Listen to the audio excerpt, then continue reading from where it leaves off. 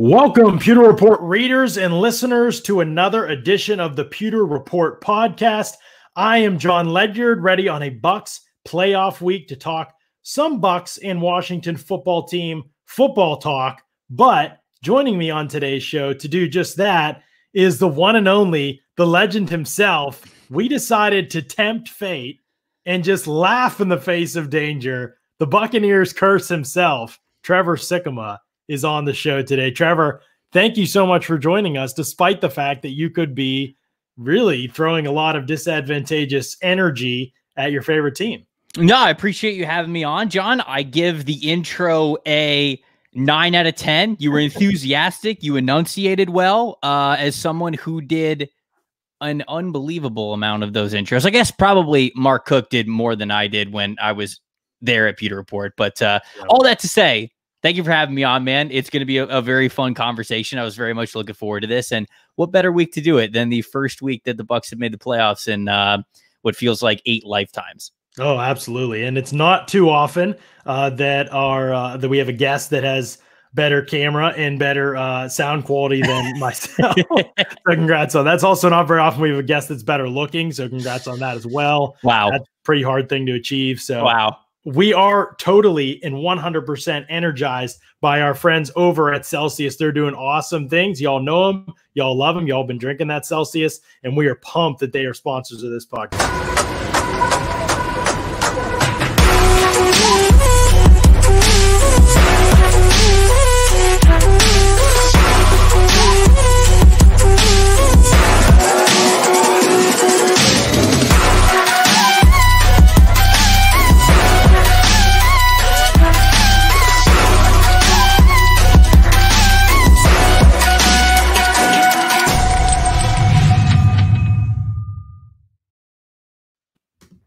Celsius powers active lives every day with essential functional energy. Trevor, I don't know if you've had the pleasure of trying any Celsius yet in your life. I don't know if you guys even have those things up there in Panther country. Actually, I think you do.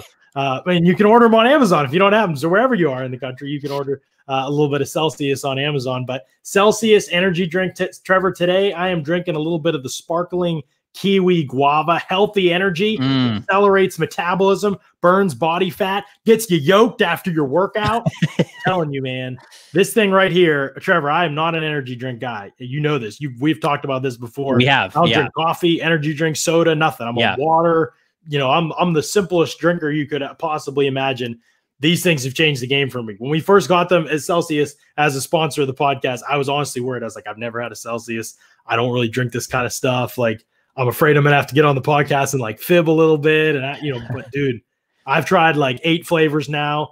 They're all gold. I mean, I really have not found one I dislike so far. Kiwi guava though, that's one of my favorites. You got to try it. Well, I mean, like you saying that it gets you yoked after workout. I mean, like I clearly don't need to be more yoked. So, like for everybody else that's looking for that, I mean, it's great, but I guess, you know what, if you've kind of convinced me here because I know you're a non-BS guy. So if I see one in the store next time, I'm going to buy one. I'm going to pick it up just for you. I mean, you may not think you can get more yoked, and it may be hard to imagine, honestly. It was hard for me to imagine, but Celsius has somehow done that for me. So I'm just saying, you may think that. You may think you've peaked, Trevor, but peak performance may be on the other end of a Celsius for you. And again, like if you guys haven't tried them, try them. Drink them before your workouts, after workouts. They're awesome for you. And what's great about them is that if you you can find them if you're here in the Tampa area, you can find them at your local stores and stuff and really very easily. But also you can order them on Amazon. That's how I've got a bunch of mine. You order them and you can get the variety pack and a bunch of them come right to you and you can try a bunch of different flavors and then decide which one's your favorite before you kind of take off and run with it and go all in on one flavor. Cause really they've all been pretty good so far. So Celsius energy drink, try it out. It's really good stuff.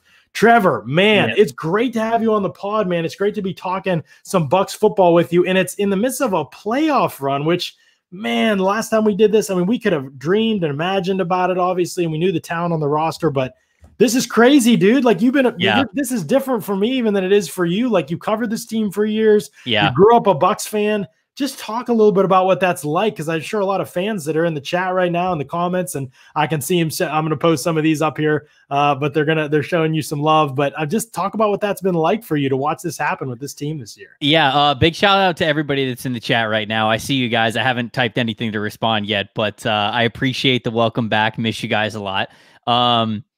Yeah, it's weird, right? Because back when we did a draft podcast together, I mean, the whole reason why I was such a big draft fan is because Tampa's season, Tampa's draft season started in October, every single year. That's just like how it was. And so that was kind of the vibe. It was always just, I was so into the draft because that's all I really had to look forward to when I was growing up a Bucs fan. Well, of course, we had the Super Bowl era, when I was not too young, but were you 11 or 12 the Super Bowl? I was 11 when they won the Super Bowl. So okay. I mean, I was just kind of really becoming into my own football fandom right when they started to suck bad. So I hit it. I hit it real perfect. Right. So you are the curse. I mean, this is crazy. No, 100%. And we're gonna. We need to get into the specific example of being a curse, where even just beyond them getting Brady and them doing really well this year, the tweet that we need to get to at some point. We're gonna get to it.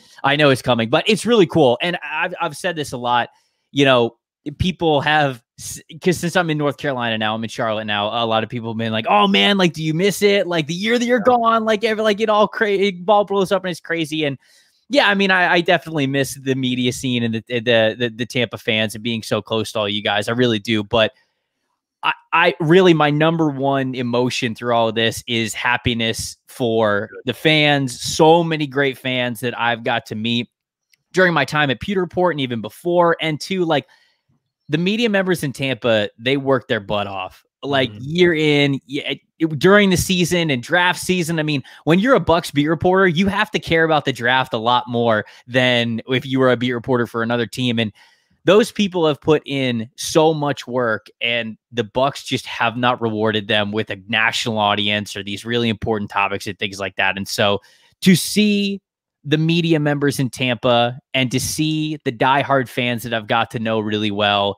be rewarded by just having a great team to watch every Sunday and a great team to report about that gets a lot of eyeballs. It's been really fun for me. That's the main emotion is just a lot of happiness for some really good people who are getting to experience a good football team. Yeah. That's been even coming here, moving here, and there's such a connection with the fan base here. And you're right, the media is awesome. And, these people, a lot of these people have been here for a long time. And a lot of them grew up here and have watched this team and rooted for this team when they were younger, and now cover them professionally. And so it's just been cool. It's been cool. People don't know, even from Pittsburgh, where I'm from, is, where you see that every year, you take it for granted, and you start complaining about how many games you've won in the playoffs or how far you've gotten, and we haven't made it past the AFC Championship game. That starts to become the conversation. So it's cool to be here where those things making the playoffs can be really appreciated and loved and stuff like that. And the chats are blowing up because here's the thing, Trevor, and Michael, as Michael Reynolds says, your sacrifice will be remembered forever. For those who don't know, Trevor, obviously from this area, the Bucs are losing for so long. Trevor moves in February? Was it January? I moved end of January last year. So it's been about a year now. Yeah. Trevor moved, and it's been, other than when they won the Super Bowl, the best year in Tampa Bay. Oh, no question. No question. I mean, there was the run back in 03-04 where, and we're just going outside of the Bucs even, 03-04 when the Bucs won the Super Bowl and then the Tampa Bay Lightning won the Stanley Cup. Yeah. And within the span of a calendar year in Tampa sports, they signed Tom Brady. They signed Rob Gronkowski. They have the greatest offseason that you could ever imagine for them bringing new players in and bringing new life in. They obviously have an incredibly stacked team, and the Bucs have broken the playoff curse, but also the Lightning won the Stanley Cup. The Rays went to the World Series. It was just it could not have been a better year for Tampa sports the second I left. And so, yeah, I mean, I guess I didn't want to believe that I had this much control as a curse, but there's no denying it anymore. I am all powerful within the Tampa community and their sports that they love. It's true. And there is so many layers to this, man. We joked about it a little bit when they signed Brady, but then you're right. the Lightning season, the Rays season, signing Gronk, going 11-5, the play. Yeah. I mean, AB, like there's just like a million different things. And Yeah. then now it's like, all right, this might be real. Yeah, and right. it confirmed for me, dude, that you have this like mystical power surrounding you related to the Bucs. Here it is, man. You posted this on Twitter, and I don't know why. Actually, I was searching a couple key words in this tweet that you had, and I saw your tweet. It was at like the top because obviously we follow each other, or whatever. And I was like, oh no. And I like checked the timestamp and the date, and I was like, oh no. Like Trevor literally runs things like, and I saw this tweet, and it came after the second drive of the Bucs game against the Vikings in week 14. Their first drive, or their was after their second drive out of the bye week. You remember on this drive, on the first drive, Tom Brady missed a deep shot to Gronkowski. It would have taken a good throw, but then he missed a wide open Chris Godwin over the middle after he reset his base on the second drive of the game, and they went 3 and out first drives against Minnesota out of the bye. And everybody was like, "Uh-oh, what's going on here?" And you tweeted this: Tom Brady is broken. Is 1:37 p.m. Is broken. Approximately the end of the first quarter in Tampa Bay, Minnesota, December 13th, 2020, a day that will live in infamy because Trevor Sikkema reverse jinxed Tom Brady, the GOAT, Tom Brady, into an unbelievable run, the best 4-game finish to his season in the GOAT's history. The GOAT, literally because of a tweet from you, reverse jinx the GOAT. I mean, there cannot be a more Tampa Bay legend than you, my friend. It is hilarious because, I mean, you remember what Brady was like before that moment. Like before that game, there was a lot of off chemistry. There was a lot of missed throws. And like, not that Brady was terrible, but like he was struggling. The offense was struggling. They were not in rhythm. And so this was not just a Tom Brady had 2 bad drives, I'm saying the words he's broken. Like this was kind of disappointments over the last couple of weeks coming into this. And then they're playing a Vikings team that they obviously need to win that game. And they come out the gate and they have those 2 drives. And I'm like, this dude's broken. I looked at this and I looked at the last couple of weeks he had, maybe the last month that he had. And I looked at those 2 drives and I was like, they could not come out of the gate with this kind of performance, because when you look at their future schedule, I believe it was right after Minnesota, it was Atlanta, Detroit, Atlanta. So those were the last 3 games. And so that Vikings game was extremely paramount at the time. Now, obviously they boat raced the other 3, but like winning that game against another team who was still in the wild card hunt at the time, you needed to make a statement. You came out and those were the first 2 drives. And then I tweeted that, and you know this because you are a very detailed person. From that moment on, he has been unbelievable. From the next drive on, the next drive was the Scotty touchdown, right? Unbelievable. And yeah, I mean, obviously, I had a lot of fun with it. We had a lot of like, for some reason, like Patriots fans were tweeting at me after the game, and they were like, "Oh, what about the tweet now?" I'm like, "What do you leave? Like, go away!" Like, oh, dude, Patriots fans are as passionate about the Bucs season as Bucs fans. I think. I guess it's no knock on the Bucs fans. It's just the Patriots are crazy. Yeah, they were roasting me after that game, and he had a fantastic game. And then obviously they had the 3-game run against Atlanta, Detroit, and Atlanta. And so all I have to say is that Bucs fans in the chat, on Twitter, wherever you are in the world, you better be nice to me, because I hold your team and your happiness, your sports happiness, in the palm of my hand. Preach. So that's all I'm saying. You better you better be nice to me. Yep. Quit hating. Quit calling him the curse. He's actually the I don't even know what you call. I don't know what you call. I don't know if there's a word for whatever you are. Yeah, I'm nervous though, because if they're playing really terrible against Washington, and then I like purposefully try to be the curse, then it's not going to work. You know, like this is what Brian's saying here. Brian Shaw's saying here, if Brady has a slow start Saturday night, Trevor needs to tweet that again. just keep tweeting it. Every incomplete pass, just like mash and say, no, he's broken. Every single tweet, I've got to come up with something new. Like, man, if only Brady had as much talent as Aaron Rodgers, think of the career that he would have. Or like, if it keeps going, I'm just going to be like, it's crazy how much better Peyton Manning's career has been than Tom Brady's. Like, I'm just going to keep upping the ante until he turns it around. How much I'd rather have Taylor Heineke in this game than Tom Brady. Just take it to a whole new level. It is going to be a crazy game though, Trevor. I mean, we have like seen some bad playoff teams on paper, but Washington, man, that offense, like, yikes. I mean, it's a rough offense. I know the Bucs have struggled kind of defensively a little bit, but this is a kind of an offense that leaves a lot to be desired in what they do. And we don't even know who's playing quarterback in this game. I mean, could very well be Taylor Heineke. I mean, he's taking the first team reps. Ron Rivera's kind of openly brought this up to the media and been like, I'm really not sure. I mean, he was hesitant about playing Alex Smith before. Then he didn't play well against Philadelphia, but they won anyway. So he might be swayed, but I think he really feels like Bowles is going to come after him and he's going to have somebody with some more mobility. Right now, Smith just doesn't have that. And he's questionable officially for the game, by the way, if people haven't seen. Antonio Gibson, Terry McLaurin, Alex Smith, all officially questionable for Washington for this game.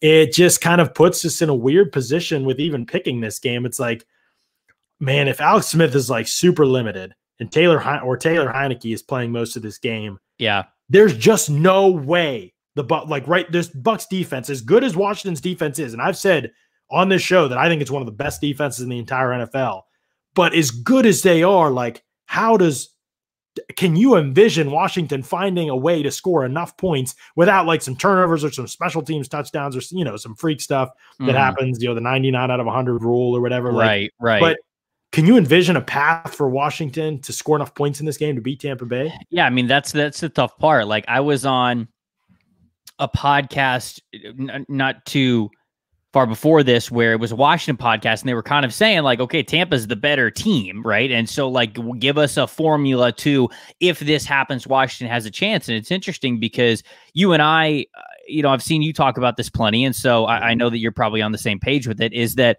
and we'll get into the Bowles element of it in a second, but Tampa can play that kind of like softer zone coverage. Like, they can get less aggressive in the secondary, and you kind of question that at times, but they're playing that style. And if Alex Smith is patient enough, I think they can get the yards, because it's clear that like this Tampa secondary, it's like their philosophy is they'll give you the yards. They just want to try to be there for the turnover. Like, they want to limit things and they want to be a turnover creating team, which certainly there's variance to how much you can pre-plan that. But all that to say, like, you can give Washington stuff underneath and where you go, okay, that plays in Alex Smith's wheelhouse because he's an experienced quarterback. He knows what he's doing. He's patient. He's going to be able to move the ball down the field. Washington has scored more than 30 points once this season. Right. It was the 41-point game against the Dallas Cowboys. Right. I'm pretty sure, I think Tampa has scored more than 39 times. So it's like, this is just what Tampa does. They score more than 30. And it's hard to look at Washington and say, you have to score 30 to win this game, because that's just never been their formula at any point in time this season. And so I mean, you could look at Alex Smith and say, okay, they play softer coverage and stuff is going to be available underneath, and they can take the smaller passes. They can move down the field. They can have time of possession, and they can control the game a little bit more. Will they still score enough points that way? Because I don't think so. So then all of a sudden you go, Heineke's probably got the arm that can stretch the field a little bit more. Like you said, he's a little bit more mobile. It's almost like you're just kind of, by playing Alex Smith, you are basically betting the Bucs to totally implode. Like, you are talking, you are basically hoping that the Bucs team just completely beats themselves that day. If you play Alex Smith, if you play Taylor Heineke, it's almost just like playing a game of roulette. Like, you just go, like, you're flipping a coin. You're basically like, okay, he's either going to have the best performance he possibly can, or we're just going to lose, and we're going to lose anyway. So it's either you're going to lose and you're going to crash hard, or maybe you'll give yourself a chance. And so if Washington wants a chance to keep up with Tampa, they might need to play Taylor Heineke. I just don't think they do it, and I don't think it really will matter either way. Like even if you have Heineke, I think it's a pipe dream to think that they keep up with this Buccaneers offense. So it's just there's a reason why Tampa's almost a double-digit favorite in this game. Right. I mean, you're right. There's layers to this one, but at the same time, right there on the surface is the fact that you have a team that scores a lot against a team that doesn't score a lot, and we're oversimplifying it maybe. But in the NFL, you look at numbers and you look at over the course of games, like if you're trying to bet in a certain way, again, this is all percentages. No, anybody can beat anybody on a given day in the NFL. You play enough time, run enough things. Like I'll never say it can't happen. I'm saying percentages, like 99% of the time when these two teams play, like a team that scores like Tampa Bay shouldn't lose to a team that scores like Washington. They may play worse, but like you said, 30 points a game, you don't need 30 probably to beat Washington unless we'll get to Todd Bowles in a second, unless they have a horrific, very good, very bad day on that side of the ball, which we'll talk about Bowles in a second here. But that's kind of what it would take in my mind for that to happen. I do want to make sure before we move on the podcast, we are talking to you about our good friends over at Briar Greaves. I know that normally Scott does this and he talks about Briar Greaves. Now they've changed the game for his insurance, but I'm just going to pitch it out to all of you. It's been a crazy year for the insurance world in general, with a record number of named storms and more than 30 storms, flooding, in addition to wildfires, and not to mention the pandemic, with the commercial property and homeowners insurance rate increasing across the industry due to these catastrophes. Briar Greaves Insurance Agency has numerous carriers and options to help new and existing clients affected by these increases. Scott's talked to you about this. He had the same thing with his insurance, that he ran into problems with his insurance company, had to switch because Mark told him about Briar Greaves, and it changed the game for him. These catastrophes have caused billions in losses, water damage from pipes breaking, washing machines and ice maker hoses leaking, water heaters bursting, and are still one of the #1 claims for homeowners. Briar will examine existing policies to make sure you have the correct coverages, not just the best pricing. So they do a lot of that work for you. Personal and commercial auto insurance is another line of business that Briar Greaves Insurance can help with shopping through carriers such as Progressive, MetLife, Safeco, and Allstate, to name a few. Life insurance is also being purchased at a record-breaking amount due to individuals thinking about the future of their families more and more because of the pandemic. If in good health, medical exams can usually be waived as a requirement and accelerate the life insurance purchase to protect families. The folks at Briar Greaves Insurance, we talk about this all the time. They are big fans of the Buccaneers. You call them, you send them an email, whatever, you're going to talk some Bucs football with them. They're proud sponsors of the Pewter Report podcast on pewterreport.com. So visit briargreavesinsurance.com right there on the screen, Briar Greaves Insurance, or call 813-876-4166. That's 813-876-4166 today.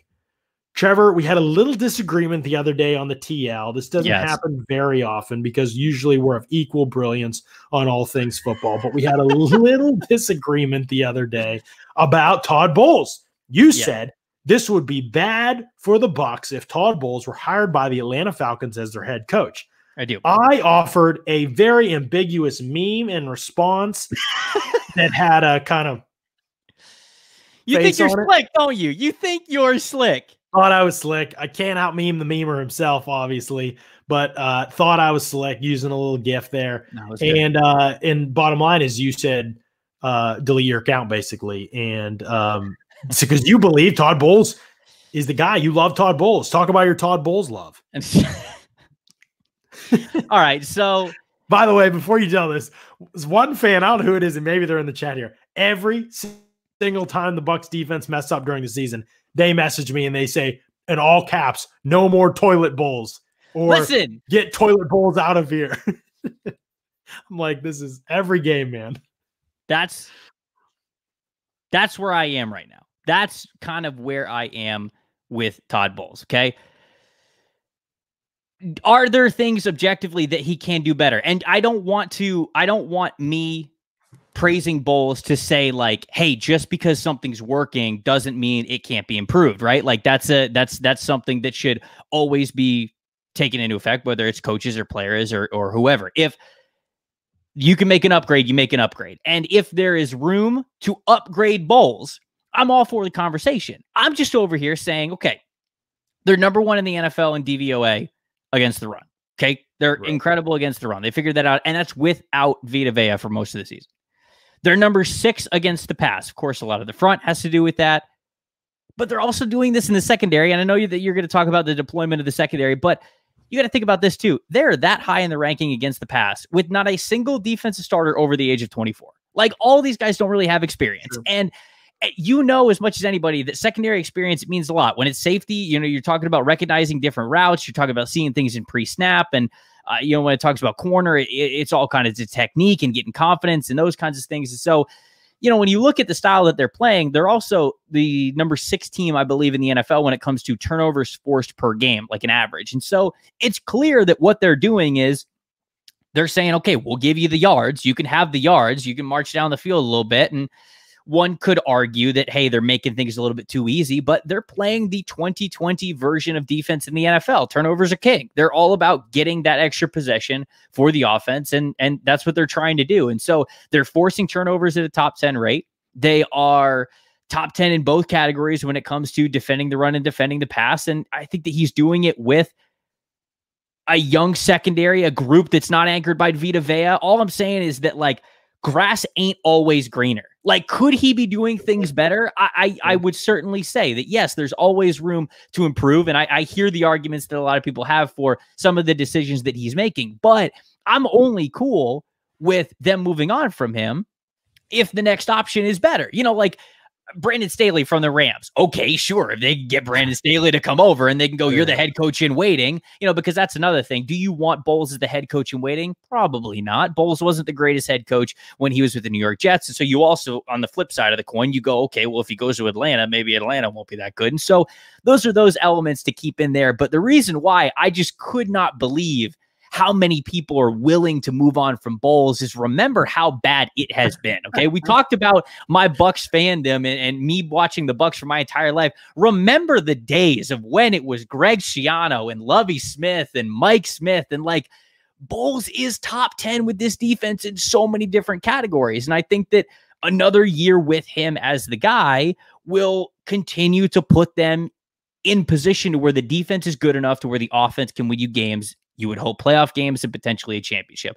That's my whole thing. It's not that Bowles is perfect, but it's that you got to be careful to think that the grass could be greener with somebody else in there, because I've seen some terrible teams before. I've seen some defensive coordinators be great with the front and terrible with the secondary and things like that. And I just think that Bowles is really well-rounded. And even for this year, he's showing you that he's well-rounded in a top 10, top 12 way in almost every single defensive category. And so that's why I think that some Bucs fans are kind of out of their mind when they're very willing to let him go objectively for this Tampa team. Yeah, I mean, you definitely bring up some good points there. Like, the grass is always greener thing is something that's so important to keep in mind when it comes to coaching, because like there are some coaches who are just objectively awful and you got to get rid of them, and you got to just, maybe there's a guy actually worse somewhere, but it doesn't matter. Like, it was like the Marvin Lewis thing. Like, he's not, you know, that's another example. Like, there was time. It was past time. Like, sure, all that could have been done. Like, and you maybe hire a worse coach. Zach Taylor may end up being a worse coach than Marvin Lewis, but it was time. You know what I mean? And right, you're right that the Bucs probably aren't there with Todd Bowles. And I'm not saying fire Todd Bowles by any stretch of the imagination. You know, I've never said that. And I've said on this podcast, in fact, that I'm not saying to fire Todd Bowles. But yeah, I was thinking of it all also from the perspective of Atlanta. Like, if Atlanta hires Todd Bowles, to me, like, that's not really they're not really a big threat. I don't think he's going to hire an OC that's very forward thinking.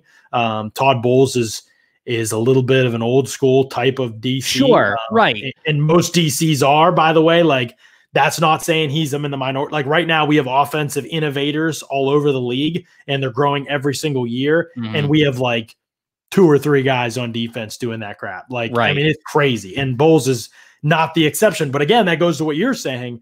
The grass is not always greener. If there's only 2 or 3 across the league, Bucs probably ain't getting one. Like, Arians probably ain't hiring somebody better than Todd Bowles if we're being realistic. He's not going to hire one of these guys that tells him, hey, you know what? Play action is really tough to defend. Like, he's going to be like, get out of here. Can't be that hard. You know? Yeah. You keep doing it at the 31st rate in the league.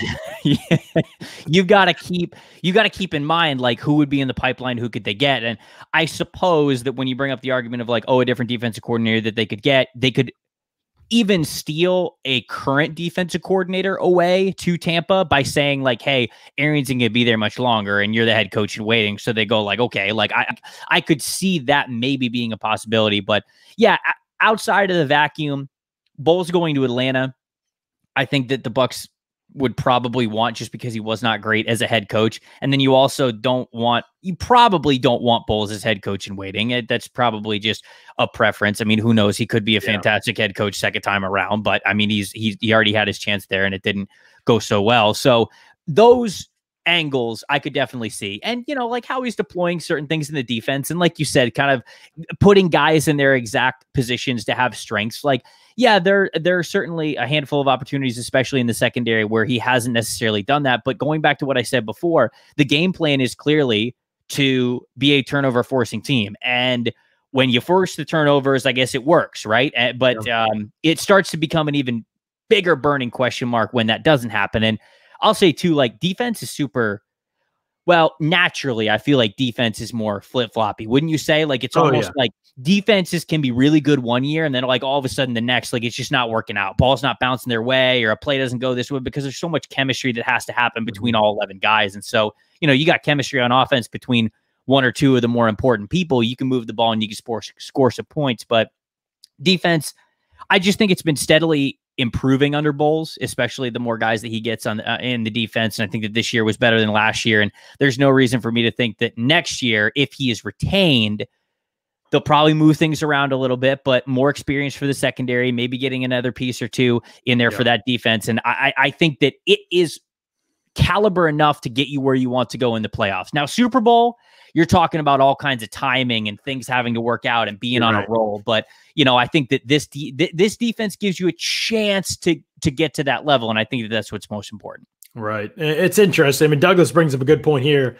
Settling for poor game planning because the last guy was worse isn't a strong argument. I hear you, Douglas, but that's not the full gist of it either. Like, poor game planning has a lot of levels to it. Like, that's a very general term. And, there's a lot of different layers to this. Like, you can have poor game planning in many different facets. And in some ways, Bowles is really good. Like, it is one of the most important things the defensive coordinator can do is create pressure. And I would argue Todd Bowles, especially this season without Vita Vea, I don't think he has an elite premier pass rusher in the NFL. And he creates pressure with scheme. I mean, the Bucs are up there in sacks, every single year. He creates penetration with the defensive line without having a great interior defensive line this year. They haven't set up that record-setting pace, but they're still easily, not even close, the best run defense in the NFL this season.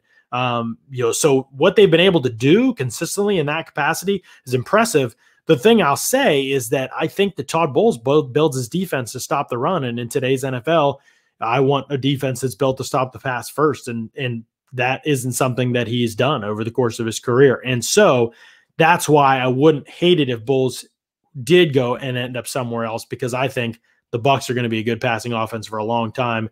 If they get a quarterback after Brady, probably well after Brady too, because the weapons that they have around there, that'll probably be around for the long haul. And so, yeah, having a defensive coordinator that prioritizes the front and not the back end, I'll take that, and again, not enough too high safety looks. So leaving cornerbacks in really tough situations all the time in Tampa Bay when you don't have great cornerbacks has resulted in some, Carlton Davis, again, I think he's great, but in off coverage all the time, it gets a little trickier. So there's layers to this, is what I'm trying to say there, Douglas. And I don't think you're wrong that it's a bad argument of itself, but at the same time, the full context behind it is that, like, there are still good things that Todd Bowles does that are really important. Right. It just isn't everything, where some people like Staley and others and Dennis Allen and the New Orleans are kind of starting to think about things from a coverage, from a back end to front perspective. And honestly, that's hopefully where defense is headed in today's NFL, because right now they're getting destroyed. And so they need to adjust some of their ways of thinking. Washington might be one of the teams that gets it, actually. Jack Del Rio and Ron Rivera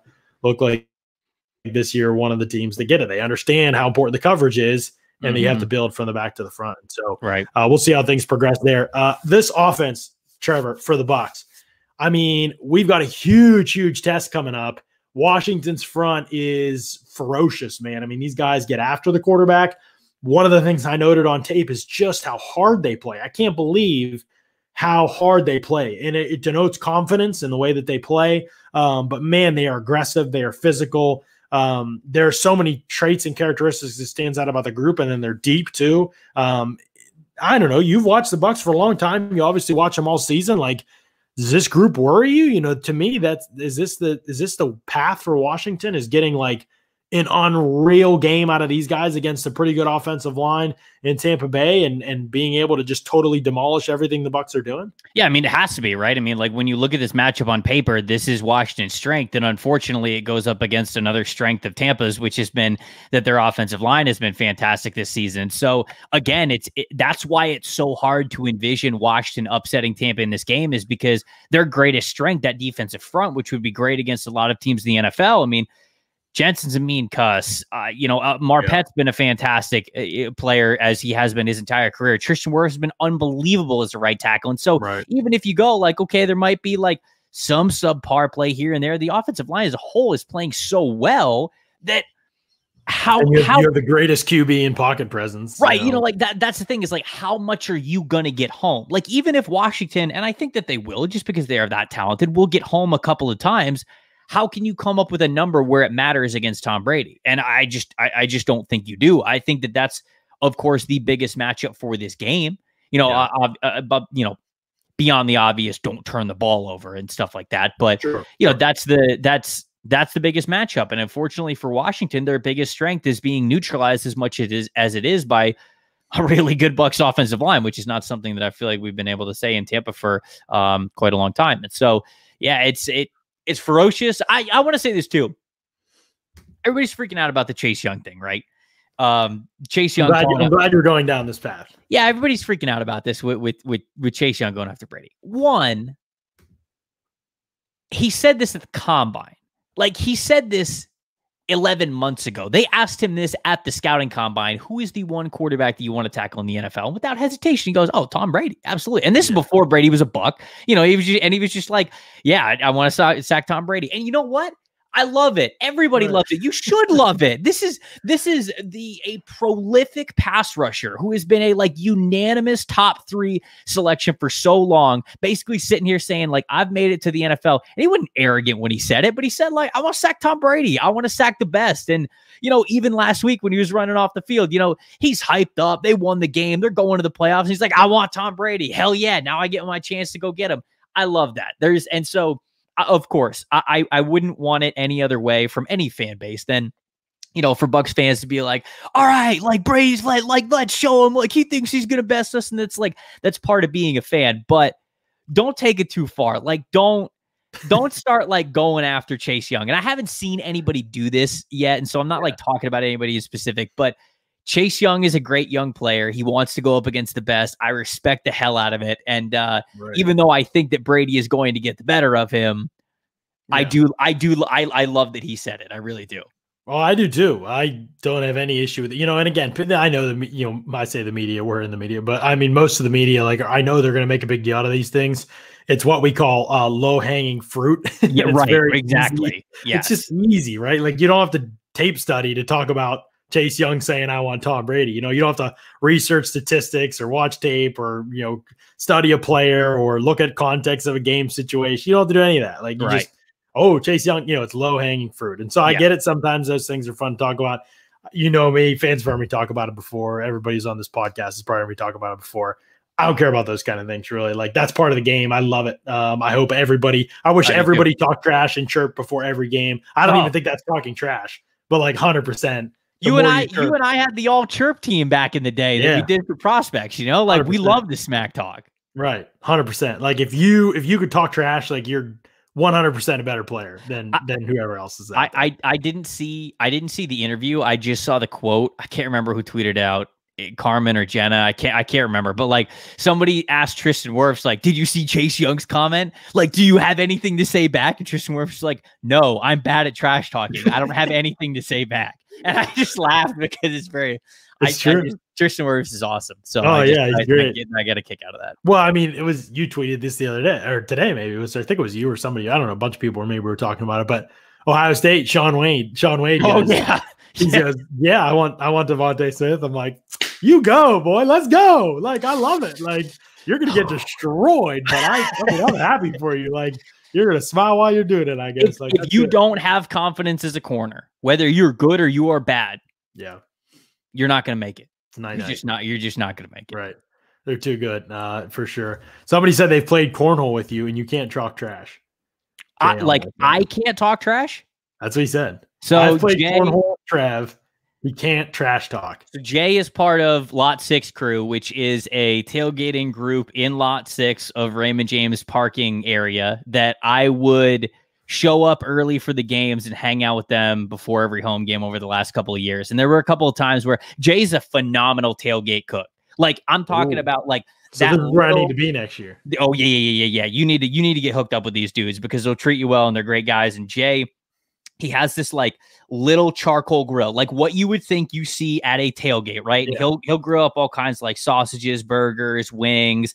Like they really do it up big there. They get to the spot the second the parking lot opens, and they have a lot of fun. And so I can't remember. I guess I suck at trash talk. I don't know. I probably didn't want to trash talk him when we were sitting there, but I guess maybe he's got that. Yeah, you're just trying to get some of his good food. You don't want to offend anybody. The payment for him giving you good food though is they will prank your car. Like every time, because I was often the last person to leave, one of the last people to leave One Buck Place after a game. And because everybody else is obviously like, they're leaving when the game's over, maybe like an hour after the game's over, but they're not staying like 3-4 hours like media is. I would come back and there would either be a Bud Light pyramid on my car, or my car would be like TP'd, like fully TP'd. Or one time he took like a fully cooked sausage and put it underneath the handle of my door. And so like when I went to go like open the door of my car, it was just like this slimy thing. And I was like, ah! Like I was, that's the best prank I think anybody's done to me and my car. That's incredible. I love it. Good stuff, Jay. I'm not telling you what I drive, Jay. Yeah, you'll have to figure it out. Yeah, you'll have to. Yeah, no, that's great stuff. I mean, this game is obviously not home game, so Bucs fans, and this whole season's been a little bit weird because Bucs fans sucks. I get it. Yeah. It's like the work because you want them to be like a part, right in there, but at the same time, man, it could have been easy in some ways. Obviously with the allure with the players, it was easier to probably be connected to the team, but I just feel like there's this energy and momentum. I mean, just looking at our podcast, our show, the energy, the numbers that we've had on the site and everything like this. It just feels like it's been this long time coming, this long wait. If you could envision kind of a couple things happening in this game, obviously there are some players who've been around for a long time, other than just a win, obviously. If you could envision a couple things happening in this game that you feel like fans have like waited for, really wanted to see happen, or players playing well, or whatever it might be, like what would be like a couple dream things to happen in this game for you? I think that you've got to shout out the guys who have been there a long time, who have waited so long for a competent Tampa Bay Buccaneers team, who have put so much work in through bad coaches and bad teams. And I mean, like, I feel like what would cap it off would be if Mike Evans can score a touchdown in the playoffs. I mean, like I think that would mean the world to a lot of Bucs fans. And then if they're in a situation where late game and interception seals it, and it's Levante David who gets the interception or something like that. I mean, those are the two that immediately come to mind, because not only have they been around Tampa a long time, I got to witness this first more as a fan, when they were first drafted, but then as I was able to spend more time with them around the locker room, they're phenomenal dudes. Like they're awesome. They're selfless. They're loving. They're great teammates. They have such a joy for the game and for life. And so it would be an icing on the cake on top of a Buccaneers playoff win, revenge win, by the way, because the last time they went 11-5, they lost in the playoff to Washington. So this would be a little bit of a revenge win. Not the last time they made the playoffs. I know, guys, the last time they made the playoffs, they played against the Giants. I'm talking about the last time they went 11-5, which is the similar record that they have right now. All of that to say, Evans getting a touchdown and Levante David getting an interception, I think would be really special and mean a lot to a lot of people. And going back to what you were talking about with the energy of the fans and the energy in Tampa Bay, Scott always told me that Tampa was a football town, and I never really saw it. Like not when I say I never really saw it, I didn't mean like I didn't believe him. I just for, like I said, most of my young adult life and most of the time I really remember being a fan, I didn't see it. They were bad. I remember so many times in college just getting cheap tickets for $30 to sit on the top of the stadium at Raymond James, and it's like 25% capacity or something, and nobody's there, and like that was Bucs life to me when I was growing up. And so Scott always told me that when they put a legit winner on the field, people will come out. People will get excited. And it's unfortunate that we're in the pandemic climate that we're in, and we didn't get to see that full force this year, but hopefully things are a lot better for next football season. And hopefully fans get to experience what will be, I project to be another really good team in Tampa next year. Right. A lot of people realizing that your camera is better than my camera and your lighting is better than my lighting, Trevor. And of course, our boys over at Loose Cannons want just a little bit of respect. That's all they want. Yeah. Trevor received some amazing advice on his camera setup. They did. Oh, that's true. Yeah. They gave me advice too, and I am going to follow that advice here very soon. Scott keeps saying, "Oh yeah, they're coming. The company, we're getting everybody some cameras and some lighting." So Mark's not going to know how to work the camera. Oh, no. Don't get Mark a camera. Have you seen Mark's camera? I mean, what like, I would think that it's just like him logging in on like a Nokia flip phone and like trying to do the podcast with the flip phone open. Yeah, dial up internet on a flip phone. That's what it looks like, basically. Are there even cameras on those things? Probably not. Flip phones? I don't know. Probably not. But anyway, that's what it looks like. It looks like, yeah. So not gonna hurt my feelings. Trust me. I said at the beginning of the show, like this is the way that it is. But soon we're gonna be upgraded, and we'll all look like the Loose Cannons podcast. Just not as good looking, obviously. Yeah, not as handsome, not as collectively handsome as those three. No doubt. Not as good as segments. Not baby oil segments or anything like that. Yeah. But however. Well, actually, I don't know this for sure. John, are you a ranch or a blue cheese guy? I am a neither guy. And I said that on the podcast, and they actually respected the take. So I know that they don't feel they feel pretty weak about your choices, if I remember correctly. That's fine. I've been on the podcast and disputed them confidently. I'll do it again. Anytime they want me on. Can't imagine using either. Can't imagine having a wing so weak that you needed either sauce. Christ. It's not about being weak. It's just about enhancing overall. The frailest wing on earth. Your ceiling is here. Mine's here. That's all it is. I don't know if that's the case, though. I was going to say something nice about me and you having better wing opinions than them, but now I'm not. Now it's ruined. Now we're done. Well, we do in some ways, because I have tried Publix wings now, and I have been, my world has been open. I mean, don't get me wrong. Like, I've had great wings before, but you go to a grocery store, you go to a grocery store, like even a hot deli, like you aren't necessarily expecting to taste like really good wings, and their wings are really good wings. Have you had a buffalo chicken sandwich yet? Oh yeah. Okay. All right. Oh, that was game changer. I had that when we covered the Shrine game together. Yeah. Oh yeah, that was record world type stuff. But thank God. I mean, like, we're up here. I'm obviously up in Charlotte, but at least I'm still in like the Publix belt. You know what I'm saying? Like, I still have Publix. Right when I moved up here, a Publix was quite literally across the street from where I lived, and so no, it was still good. Wow. It is very funny because you and I used to start our draft podcast, and you would always ask me about the weather because it was miserable in Pennsylvania where you were, miserable and cold. And I would always just be like, how's that? It's 78 here. What's up? Might go to the beach today. And now you live there and I live in Charlotte, and tomorrow it's supposed to snow.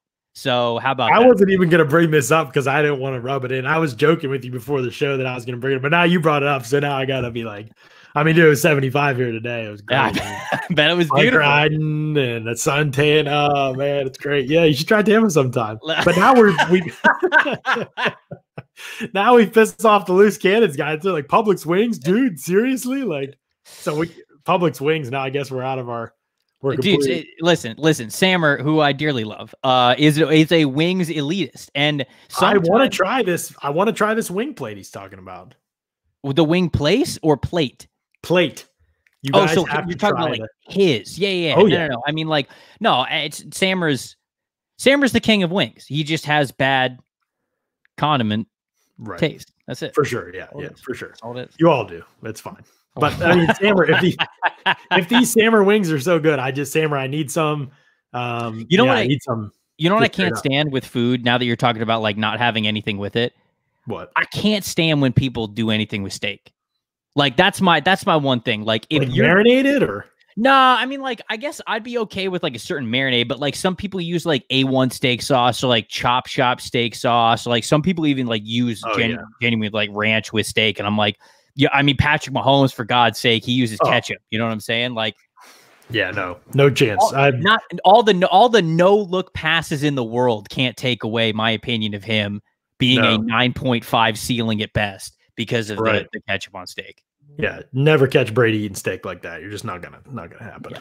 I mean, people were like, "Oh, how does kneecap get hurt on the quarterback sneak last year? Like, how's that?" It's because of the way he ate his steak. If he ate it like real way, he never gets hurt. I'm just saying, like, if that happens next year, you better block out my entire like viewing box right here because I'm not about to get screenshotted or whatever. So don't even. We're getting meme for sure. No, absolutely not, Patrick. I wish you nothing but good health for your entire career. Oh yeah, moving forward, definitely. Yeah. Just talking about history, it's all just a little food context in your history there. All right, Trevor, this has been awesome, dude. But the people are going to need a prediction from you, and this is where the rubber meets the road, my friend, because you have a lot of power, and I'm not even sure what your power does. Like, that's how screwed up this thing is. So I don't know if you picking a Bucs win. Now we forgot to mention this too. You were on Tampa Bay soil, I believe was the Vikings game, wasn't it? Yes, you're on Tampa Bay soil. Yes. People found out that you were back in the area. I don't remember if you put something on the gram or whatever it was, but people found out you were back in the area, and I was getting tweets during the game. I didn't know you were. I don't think I knew you were back in the area. I was getting tweets during the game like, "This is Trevor's fault," when they were down like 9-0 early. Like, and I was like, "What are they talking about?" And then somebody was like, "Trevor set foot back in Tampa Bay, and now this is happening." So I say all this to say, like, there's like a ridiculous. I mean, they obviously won that game despite that fact, but it was only after you reversed Jinx Brady that they won that game. I don't think they win that game if you don't put that tweet out there. For anybody who didn't see the tweet that was not here early in the podcast, Trevor tweeted this after the second drive of the Minnesota Vikings game. Tom Brady's broken. I'm sorry, I had to bring it up again to make sure everybody understood the joke that I was just making. But I say all that to say there's a lot of pressure on this pick. Yeah. What do you think is going to happen in this game? I'm saying Washington runs away with it 52-3. That's what my prediction is. I'm going anti. No, I was going to say, let it ride. I'm going to cut the podcast right there, depending on. I think the Bucs are going to win 31-17. That's what I think. You all heard my prediction yesterday. It was 22-13. Some wacky, ugly type of game. They grind it out. They score one late. Yeah, they have us white knuckling it the whole way type of game. I think Washington's defense is great. I don't think they can score. I do too. I think Tampa's different. They've also played one of the weakest schedules in the entire NFL. So yeah. They've also played 6 games against NFC East offenses. So yeah, and even when they played good teams, Seattle, Pittsburgh, like those offenses have looked absolutely miserable when they faced them. So.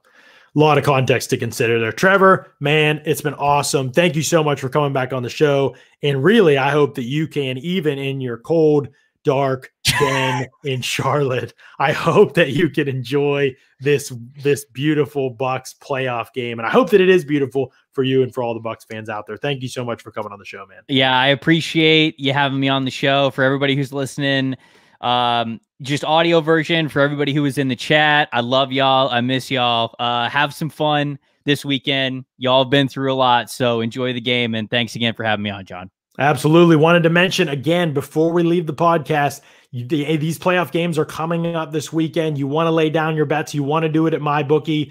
Make sure you're saying hello to January 2021 the right way from an expanded NFL playoffs. Remember, we got 6 games to bet on this weekend. The BCS National Championship game is coming up to the return of the NBA and NHL. This is truly a great month to be a sports fan. I always tell people to head over to MyBookie if they want to add a little excitement to the sports they love and the games they bet. I don't use MyBookie because some corporate overload told us to. Scott, you've heard him talk about this. He uses them because they're the best. They'll hook you up with 50% deposit bonus up to $1,000 when you sign up, and they'll keep the good times rolling with giveaways, free bets, huge contests all year long. It's simple. Sign up, enter the promo code. Pewter is the promo code, PEWTER.